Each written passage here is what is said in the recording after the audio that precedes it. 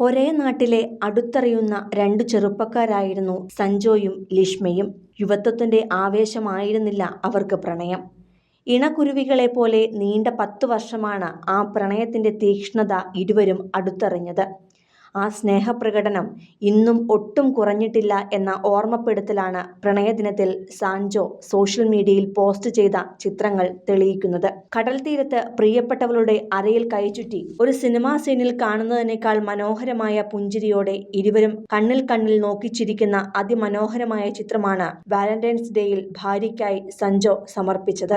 ഇത്രയും മനോഹരമായ ചിത്രം തന്നെ അവർക്കിടയിലുള്ള ഇഴയടുപ്പം തെളിയിക്കുന്നതാണ്. ഹണിമൂൺ കാലം കഴിഞ്ഞിട്ടില്ല എന്ന് ഓർമ്മപ്പെടുത്തി ഇരുവർക്കും ആദ്യ വിവാഹ വാർഷികം കടന്നുപോയിട്ടും ആഴ്ചകൾ പിന്നിടുന്നതേയുള്ളൂ.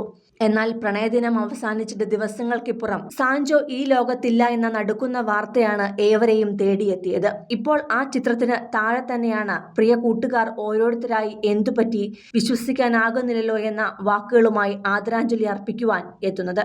അടുത്തറിയുന്നവർക്കുണ്ടായ ഞെട്ടൽ ഇത്തരത്തിലാണെങ്കിൽ ഊഹിക്കാവുന്നതേയുള്ളൂ. 10 വർഷം പ്രാണനെ പോലെ സ്നേഹിച്ച പ്രിയപ്പെട്ടവളുടെ വേദനയും വിരഹവും. ഒരു നിമിഷത്തെ ഇരുൾ നിറഞ്ഞ മനസ്സിൽ കഴിഞ്ഞ ദിവസം ലിഷ്മയും ജീവൻ വെടിയാൻ തയ്യാറായി എന്ന ഉള്ളുലയ്ക്കുന്ന വിവരമാണ് ഇരു കുടുംബത്തെയും തേടിയെത്തിയത്.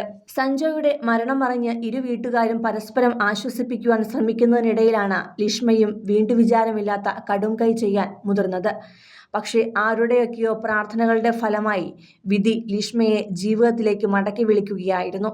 ലിഷ്മയുടെ ജീവൻ കാക്കാൻ സാധിക്കാതെ പോയിരുന്നുവെങ്കിൽ 1.5 വർഷം മുൻപ് UK മലയാളികൾ കാണേണ്ടി വന്ന ദുരന്ത കാഴ്ചയുടെ ആവർത്തനമായേനെ ഇവിടെയും സംഭവിക്കുമായിരുന്നത്. സഞ്ജോയുടെയും ലിഷ്മയുടെയും പ്രണയത്തെ ഓർമ്മിപ്പിക്കുന്ന വിധമാണ് റെഡിച്ചിൽ ഭാര്യയുടെ മരണത്തെ തുടർന്ന് അനിൽ ജീവനൊടുക്കിയത്. ഇപ്പോൾ അതേ വഴിയെ നടക്കാനൊരുങ്ങിയ ലിഷ്മയെ തടയാനെത്തിയ വിധിക്ക് നന്ദി പറയുകയാണ് പ്രിയപ്പെട്ടവർ.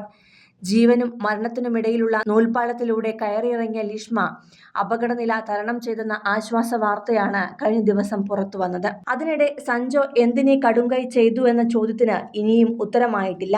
കുറെ കാലം ഇസ്രായേലിൽ ജോലി ചെയ്തിരുന്ന സഞ്ജോ ഭാര്യ അയർലൻഡിൽ എത്തിയതോടെയാണ് ഒന്നിച്ചു ജീവിക്കാനുള്ള കൊതിയോടെ കഴിഞ്ഞ മാസം എത്തിയത്. ഇക്കഴിഞ്ഞ ഓണം ഇസ്രായേലിൽ ആഘോഷിച്ച ശേഷം തൊട്ടടുത്ത മാസം തന്നെ സഞ്ജോ നാട്ടിലെത്തിയിരുന്നു.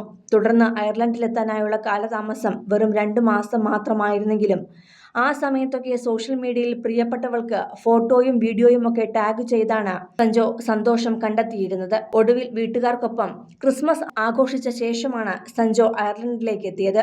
ഇന്നാണ് സഞ്ജോ അയർലൻഡിലെത്തിയിട്ട് 1 മാസം തികയുന്നതും. ഇനിയൊരു ക്രിസ്മസ് ആഘോഷം ഒന്നിച്ചില്ല എന്ന സത്യം വീട്ടുകാർക്കും നാട്ടുകാർക്കും ഇപ്പോഴും ചിന്തിക്കാൻ പോലും കഴിഞ്ഞിട്ടില്ല. സിനിമ, ഫാഷൻ, ലൈഫ് സ്റ്റൈൽ വാർത്തകൾക്കായി മലയാളി ലൈഫ് സബ്സ്ക്രൈബ് ചെയ്യൂ. ലേറ്റസ്റ്റ് അപ്ഡേറ്റ്സിനായി ബെൽ ബട്ടണും അമർത്തുക.